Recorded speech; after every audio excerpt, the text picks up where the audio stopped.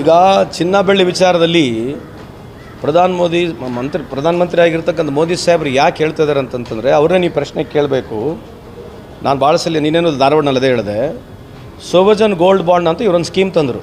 Gold ಬಾಂಡ್ನಲ್ಲಿ invest ಮಾಡಿ ಅಂಥೇಳಿ ಪ್ರಧಾನಮಂತ್ರಿಗಳು 2015 ಇಸ್ವಿಲಿಂದ ಹಿಡಿದು 2025 ಇಸ್ವಿವರೆಗೆ ಇಡೀ ದೇಶದ ತುಂಬ ಇವರೇ ಅದ್ರ ಬಗ್ಗೆ ಪಬ್ಲಿಸಿಟಿ ಕೊಟ್ಟರು. That every citizen should invest in gold bond. ನಿಮಗೆ 2.5% ಅಷ್ಟು ನಿಮಗೆ ವರ್ಷ ರಿಟರ್ನ್ ಕೊಡ್ತೀವಿ ಇಂಟ್ರೆಸ್ಟ್ ಅಂತ ಹೇಳಿದ್ರು. It was a contract, not a subsidy. It was a contract made by the honourable prime minister to this country people. ಇವರು ಸುಮಾರು 67 ಟ್ರೆಂಚಸ್ನಲ್ಲಿ 145ರಿಂದ 150 ಟನ್ನಷ್ಟು ಬಂಗಾರವನ್ನು ಖರೀದಿ ಮಾಡಿದ್ದಾರೆ. ಯಾರು ಖರೀದಿ ಮಾಡಿದ್ದಾರೆ? ಭಾರತ ಸರ್ಕಾರ ಈ ದುಡ್ಡಿಂದ ಖರೀದಿ ಮಾಡಿದೆ. ಇವರೇ ಮಾಡಿರೋದು 2025 ಇಸ್ವಿವರೆಗೆ ಇವರೇ ಪ್ರಮೋಟ್ ಮಾಡಿದ್ದಾರೆ, ಬಂಗಾರ ಬಾಂಡ್ನಲ್ಲಿ ನೀವು ಇನ್ವೆಸ್ಟ್ ಮಾಡಿ ಅಂತೇಳಿ.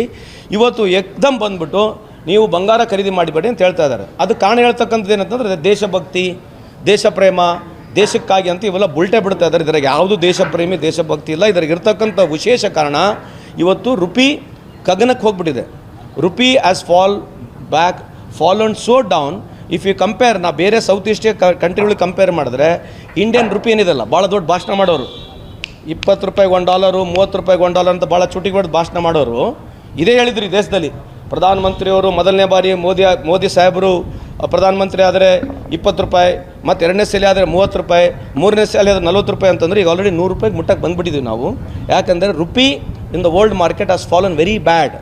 ನೀವು ಬಾಂಗ್ಲಾದೇಶ್ ಸ್ಟಾಕ ನಮ್ಕಿನ್ನ ಚೆನ್ನಾಗಿದೆ. ಅಫ್ಘಾನಿಸ್ತಾನದ ಕರೆನ್ಸಿ ನಮ್ಕಿನ್ನ ಚೆನ್ನಾಗಿದೆ. RMB ಅಂತ ಹೇಳ್ತೀವಿ ಚೈನಾದು, ಅದು ನಮ್ಕಿನ್ನ ಚೆನ್ನಾಗಿದೆ. ದಿನಾರ್ ಅಂತ ಹೇಳ್ತೀವಿ ಕುವೈತ್, ಅದು ನಮ್ಕಿನ್ನ ಸ್ಟ್ರಾಂಗ್ ಇದೆ.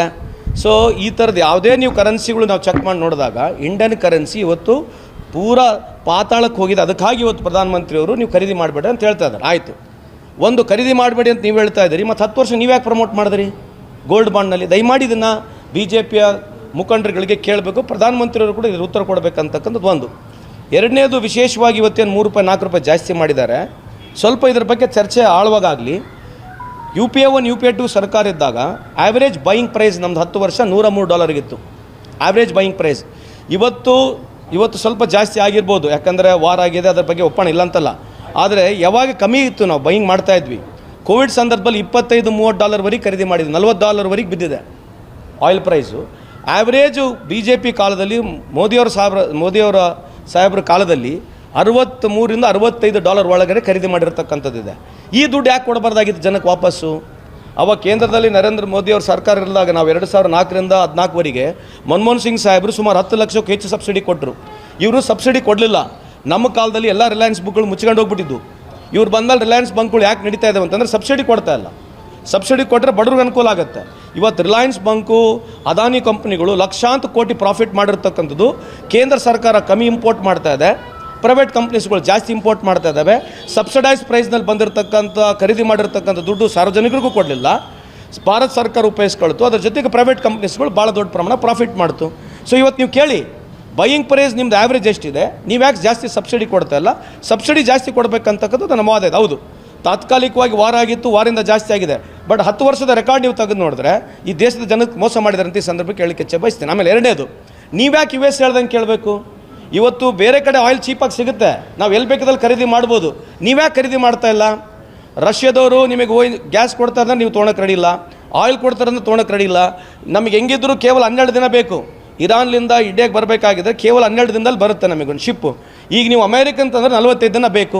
ಅವನು ಇಂಡಿಯನ್ ರುಪಿನಲ್ಲಿ ನಿಮಗೆ ಡೀಲ್ ಮಾಡೋಕ್ಕೆ ರೆಡಿ ಇದ್ದ ಇರಾನ್ ಅವನು. ಇವತ್ತು ನೀವು ಯಾಕೆ ಡಾಲರ್ನಲ್ಲಿ ನೀವು ಖರೀದಿ ಮಾಡ್ತಾ ಇದ್ದೀರಿ? ಮತ್ತು ನೀವು ಯಾಕೆ ಹೋಗ್ತಾ ಇದ್ದೀರಿ ಇಲ್ಲಿ ಬಂಗಾರ ಖರೀದಿ ಮಾಡಬೇಡ ಅಂತ ಹೇಳ್ತೀರಿ? ಇದೇ ದೇಶದ ಜನ ಹೇಳ್ತಾರೆ, ಸ್ವಾಮಿ ನೀವು ಅಮೇರಿಕನಿಂದ ಖರೀದಿ ಮಾಡಬೇಡ್ರಿ, ಇರಾನಿಂದ ಖರೀದಿ ಮಾಡಿರಿ. ಇರಾನಿಂದ ಖರೀದಿ ಮಾಡಿದ್ರೆ ನಿಮಗೆ ರುಪಿನಲ್ಲಿ ವ್ಯವಹಾರ ಮಾಡ್ಬೋದು. ಇದು ಯಾರು ಕೇಳಬೇಕು ಅವ್ರಿಗೆ ಪ್ರಶ್ನೆ? ಯಾಕೆ ಇದನ್ನ ಪ್ರಶ್ನೆ ಕೇಳಬಾರ್ದು ನಾವು? ಸೊ ಎಲ್ಲ BJP ಫೇಲರ್ಗಳಿಗೆ ಯಾವುದೇ ರೀತಿಯಾದಂಥ ಪ್ರಶ್ನೆಗಳಿಗೆ ಉತ್ತರ ನಮಗೆ ಈ ದೇಶದಲ್ಲಿ ಸಿಗಲ್ಲ ಅಂತ ನಂಬಿಕೆ ಬಂದಿದೆ ಅಂತ ಈ ಸಂದರ್ಭಕ್ಕೆ ಕೇಳಕ್ಕೆ ಇಚ್ಛೆ ಬಯಸ್ತೀನಿ. ನೀಟ್ ವಿಚಾರದಲ್ಲಿ ಮೊನ್ನೆ ಹೇಳಿದ್ದೀನಲ್ಲ, ನೀಟ್ ವಿಚಾರದಲ್ಲಿ ಸುಮಾರು 89 ಲೀಕ್ಗಳಾಗಿದ್ದಾವೆ ಈ ದೇಶದಲ್ಲಿ. ಅದರಲ್ಲಿ ಕೇಂದ್ರ ಸರ್ಕಾರದ ಆಡಳಿತದಲ್ಲಿರತಕ್ಕಂಥ, ಕೇಂದ್ರ ಸರ್ಕಾರದ ನಿಯಂತ್ರಣದಲ್ಲಿರ್ತಕ್ಕಂಥ ಸುಮಾರು 21 ಸಂದರ್ಭದಲ್ಲಿ 21 ಬಾರಿ ಲೀಕ್ಗಳಾಗಿದ್ದಾವೆ. ನೀಟ್ ಇರ್ಬೋದು, NET ಇರ್ಬೋದು, ಅಥವಾ ನೀವು CBI ಎಕ್ಸಾಮ್ಸ್ ಪೇಪರ್ಗಳು ಇರ್ಬೋದು, ಇಂಥ ಭಾಳಷ್ಟು ಲೀಕ್ಗಳಾಗಿದ್ದಾವೆ. ಈ ಬಾರಿ ಏನೋ ಭಾಳ ದೊಡ್ಡ ಚರ್ಚೆಗೆ ಬಂದಿದೆ. ಅದು ಅವರಿಗೆಲ್ಲ ಕಾಮನ್. ಅದು ಬೇರೆ ಗುಜರಾತ್ನಲ್ಲಿ, ರಾಜಸ್ಥಾನಲ್ಲಿ, ಮಧ್ಯಪ್ರದೇಶನಲ್ಲಿ, ಮಹಾರಾಷ್ಟ್ರದಲ್ಲಿ, ಬಿಹಾರದಲ್ಲಿ, ಅಸ್ಸಾಂನಲ್ಲಿ ಇವೆಲ್ಲ ಭಾಳಷ್ಟು ಸೀಲ್ ಆಗಿದ್ದಾವೆ. ಇವೇನು ಲೆಕ್ಕಕ್ಕೆ ಬರೋದಲ್ಲ. ಇಂಥವೆಲ್ಲ ಭಾಳ ಸಣ್ಣ ವಿಷಯಗಳು ಅವರಿಗೆ. ಸುಮಾರು 6.5 ಕೋಟಿ ಮಕ್ಕಳಿಗೆ ಇಲ್ಲಿವರೆಗೆ ಈ ರೀತಿಯಾದಂಥ ಅವ್ಯವಸ್ಥೆ ಆಗಿದೆ. ಏನೋ ಇವತ್ತು ಚರ್ಚೆಗೆ ಬಂದಿದೆ, ಭಾಳ ಖುಷಿ ಇದೆ. ಇದಕ್ಕೆ ಯಾರಿಗೂ ಉತ್ತರ ಕೊಡೋಲ್ಲ. ನೀವು ಉತ್ತರ ಹೋಗಿ ಕೇಳ್ರಿ, ವುಮೆನ್ ಬಿಲ್ ಬಗ್ಗೆ ಮಾತನಾಡ್ತಾರೆ. ದಯಮಾಡಿ ನೀವು ಮತ್ತೆ ಶೋಭಾ ಕರಂದ್ಲಾಜೆ ಮೇಡಮ್ ಕೇಳಿಗಳಿರಿ. ನೀವು ಗ್ಯಾಸ್ ಬಗ್ಗೆ ಕೇಳಿದ್ರೆ ಅವರು ವಿಮೆನ್ ಬಿಲ್ ಬಗ್ಗೆ ಹೇಳಿದ್ರು, ಮತ್ತು ನೀವು ಇದನ್ನು ಕೇಳಿದ್ರೆ ಮತ್ತು ವಿಮೆನ್ ಬಿಲ್ ಬಗ್ಗೆ ಹೇಳ್ತಾರೆ. ಅವ್ರು ಇದ್ರ ಬಗ್ಗೆ ಯಾರು ಚರ್ಚೆ ಮಾಡಲ್ಲ. ಅವ್ರಿಗೆ ಮೇಲಿಂದ ಡೈರೆಕ್ಷನ್ ಇದೆ. ಮೋದಿ ಸಾಹೇಬ್ರು ಹೇಳ್ತಾರೆ ಇದ್ರ ಬಗ್ಗೆ ಯಾರೇನು ಮಾತನಾಡ್ಕೋಬೇಡಿ ಅಂತೇಳಿ. ರಾಜಸ್ಥಾನದ ಮಂತ್ರಿಯೊಬ್ಬರ ಜೊತೆಗಿದ್ದಂಥವರೇ ಈಗ ಲೀಕ್ ಮಾಡಿರೋದು ಅನ್ನುವಂಥದ್ದು ಬಹಿರಂಗ ಆಗಿದೆ. ಇದೆ ಓಡಾಡ್ತಾ ಇದ್ದಂಥವರೇ ಈಗ ಆ ಕಿಂಗ್ ಪಿನ್ ಅನ್ನುವಂಥದ್ದು ಇದೆ.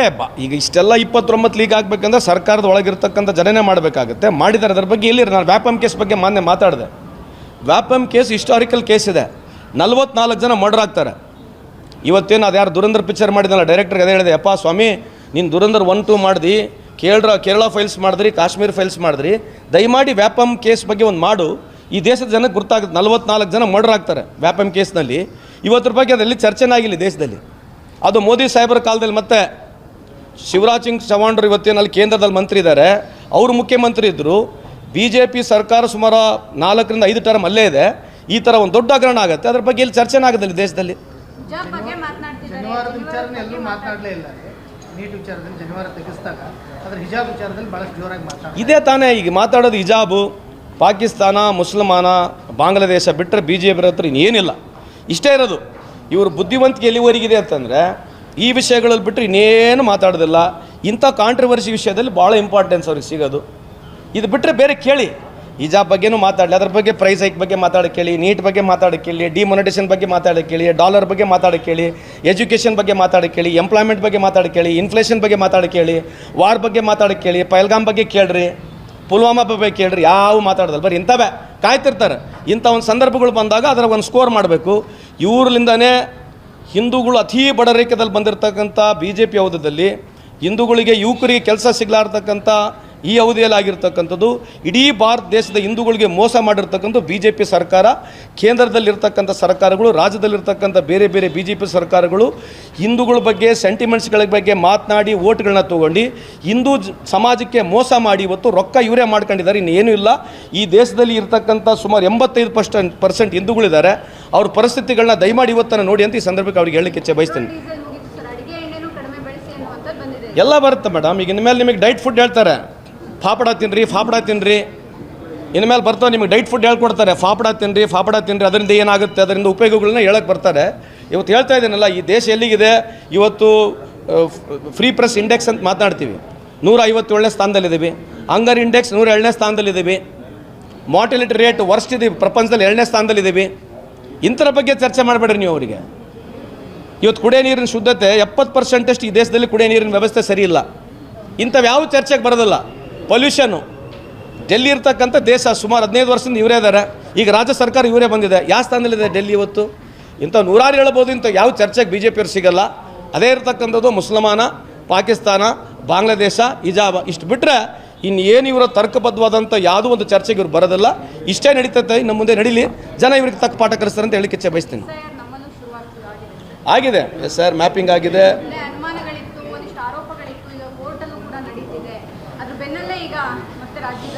ಅಲ್ಲ ಮಾಡ್ತಿದ್ದೆ. ಅದಕ್ಕೆ ನನ್ನ ಪ್ರಶ್ನೆ ಇದೆ. ಈಗ 27 ಲಕ್ಷಕ್ಕೆ ಅಂದು ಏನು ಜನಕ್ಕೆ ಅವಕಾಶ ಕೊಡಲಿಲ್ಲ ವೋಟಿಂಗ್ ಮಾಡಲಿಕ್ಕೆ. ಈ ಥರ 13 ಕೋಟಿ ಜನಕ್ಕೆ ತೆಗಿತಾ ಇದ್ದಾರೆ.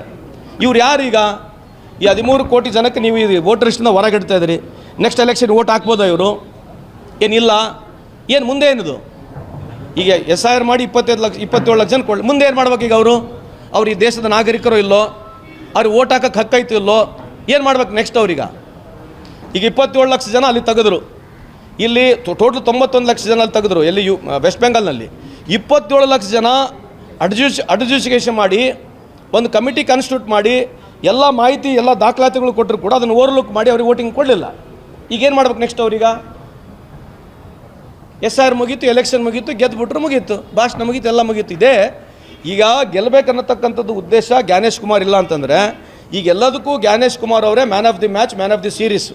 ಈಗ ನೆಕ್ಸ್ಟು IPL ಕೂಡ ಅವ್ರ ಕೈಲಿ ಆಡಿಸಿದ್ರೆ, ಯಾರು ಜ್ಞಾನೇಶ್ ಕುಮಾರ್ಗೆ ಅವಕಾಶ ಕೊಟ್ಟರೆ, ಯಾವ ಟೀಮ್ ಗೆಲ್ಲಬೇಕಂತೇಳಿ ನೀವು ಜ್ಞಾನೇಶ್ ಕುಮಾರ್ಗೆ ಅವಕಾಶ ಕೊಟ್ಟರೆ ಅದೇ ಟೀಮ್ ಗೆಲ್ತಕ್ಕಂಥ ಸಾಧ್ಯತೆ ಇದೆ.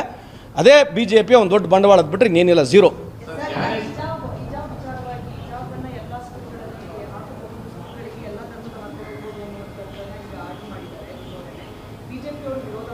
ಅದೇ ಬಿ ಜೆ ಪಿ ಅದು ಬಿಟ್ಟರೆ ಬೇರೆ ಏನಿದೆ, ಬೇರೆ ಯಾವುದಕ್ಕೆ ವಿರೋಧ ಮಾಡೋದು, ಏನೇ ನೀಟ್ ಬಗ್ಗೆ ವಿರೋಧ ಮಾಡೋದೇ ಕಾಂಟ್ರವರ್ಸಿ ಎಲ್ಲಾಗುತ್ತೆ ಅಲ್ಲಿ ಬರ್ತಾರೆ ಅಷ್ಟು ಬಿಟ್ಟರೆ.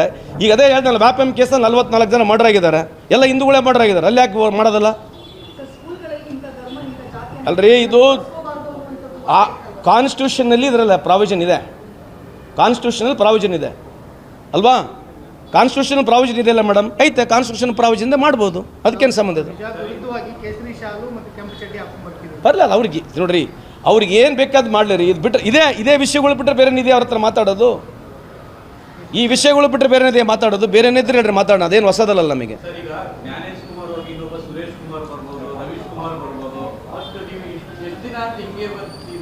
ಅದೇ ಜನಕ್ಕೆ ಎಲ್ಲಿವರೆಗೆ ಅರ್ಥ ಆಗಲ್ಲ, ನಾವು ಇದೇ ಪರಿಸ್ಥಿತಿಲಿ ಇರಬೇಕಾಗತ್ತೆ ಸರ್, ಏನು ಮಾಡೋಕ್ಕಾಗಲ್ಲ. ಅದು ಹಂಗೆ ವನವಾಸ ಬರ್ತಾವೆ ಕೆಲವು ಟೈಮು, ಇದು ದೇಶದ ವನವಾಸ. ಇದು ಏನೋ ಮೋದಿ ಬ್ರ್ಯಾಂಡು, ಮೋದಿ ಭಾಳ ಬುದ್ಧಿವಂತರು ಅಂತೇಳಿ ಭಾಳ ದೊಡ್ಡ ಪ್ರಪಂಚದಲ್ಲೇ ಭಾಳ ಬುದ್ಧಿವಂತರು ಅಂತೇಳಿ ಬಿಂಬಿಸ್ಕೊಂಡು ಹೋಗ್ತಾ ಇದ್ದೀರಿ. ಎಲ್ಲನ ನೀವು ಬೇರೆ ದೇಶಕ್ಕೆ ಹೋಗಿ ಸ್ವಲ್ಪ ನೀವು ಮಾತಾಡ್ರಿ, ನಿಮ್ಮ ಪಾಸ್ಪೋರ್ಟ್ ರ್ಯಾಂಕಿಂಗ್ ಬಗ್ಗೆ ಮಾತಾಡ್ರಿ, ನಿಮಗೆ ವೀಸಾ ಹೆಂಗೆ ಸಿಗ್ತಾ ಇದೆ. ಇವತ್ತು ನಮ್ಮ ಯುವಕರು ಆಸ್ಟ್ರೇಲಿಯಾಗೆ ಹೋದರೆ ವೀಸಾ ಸಿಗ್ತಾ ಇಲ್ಲ, ಅಮೇರಿಕಾದಲ್ಲಿ ವೀಸಾ ಸಿಗ್ತಾ ಇಲ್ಲ, ಅಮೇರಿಕದಿಂದ ಬೇಡಿ ಹಾಕೊಂಡು ವಾಪಸ್ ಕಳಿಸ್ತಾ ಇದ್ದಾರೆ. ಚರ್ಚೆಯಲ್ಲಿ ಐತಿದ್ರ ಬಗ್ಗೆ, ಚರ್ಚೆ ಹಿಜಾಬ್ ಆಗಬೇಕು, ಚರ್ಚೆ ಪಾಕಿಸ್ತಾನ ಆಗಬೇಕು, ಬಾಂಗ್ಲಾದೇಶ ಆಗಬೇಕು. ಬಾಂಗ್ಲಾದೇಶ ಬಗ್ಗೆ ಚರ್ಚೆ ಮಾಡಿ. ಇವತ್ತು ಅವ್ರದ್ದು GDP ಏನಿದೆ, ಪರ್ ಕ್ಯಾಪಿಟಲ್ ಇನ್ಕಮ್ ಏನಿದೆ, ನಮ್ಕಿನ್ನ ಜಾಸ್ತಿ ಇದೆ, ಇದ್ರ ಬಗ್ಗೆ ಚರ್ಚೆ ಮಾಡ್ತಾರಾ? ಬಾಂಗ್ಲಾದೇಶ ಬಗ್ಗೆ ಇಷ್ಟು ದಿವಸ ಒದರಾಡ್ತಿದ್ರು. ಬಾಂಗ್ಲಾದೇಶ ಇವತ್ತು $2,981 ಇದೆ, ನಾವು $2,800 ಇದ್ದೀವಿ. ಇದ್ರ ಬಗ್ಗೆ ಚರ್ಚೆ ಮಾಡಿ ಕೇಳ್ರಿ ಸ್ವಲ್ಪ, ನೋಡಿ ಇದ್ರ ಬಗ್ಗೆ ಒಳ್ಳೆ ಚರ್ಚೆ ಮಾಡ್ತಾರೆ ನೋಡಿ.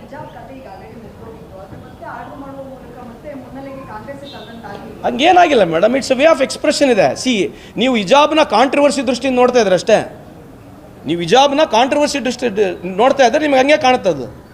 ಇಂಥವೀಗ ಎಕನಾಮಿಕಲ್ ವೀಕರ್ ಸೆಕ್ಷನ್ 10% ತಂದರು, ಅದು ಕಾಂಟ್ರವರ್ಸಿ ಅಲ್ವಾ? ಎಕನಾಮಿಕಲ್ ವೀಕರ್ ಸೆಕ್ಷನ್ 10% ತಂದರು, ಅದು ಕಾಂಟ್ರವರ್ಸಿ ಅಲ್ವಾ? ಅದ್ರ ಬಗ್ಗೆ ಇಲ್ಲಿ ಚಕ್ಕಾರಲ್ಲ ಪಕ್ಕಾರಲ್ಲ, ಮತ್ತು ಮಾತೇ ಇಲ್ಲಲ್ಲ, ಅದ್ರ ಬಗ್ಗೆ ಇಲ್ಲಿ ಚರ್ಚೆನೇ ಇಲ್ಲಲ್ಲ. ಥ್ಯಾಂಕ್ ಯು, ನಮಸ್ಕಾರ.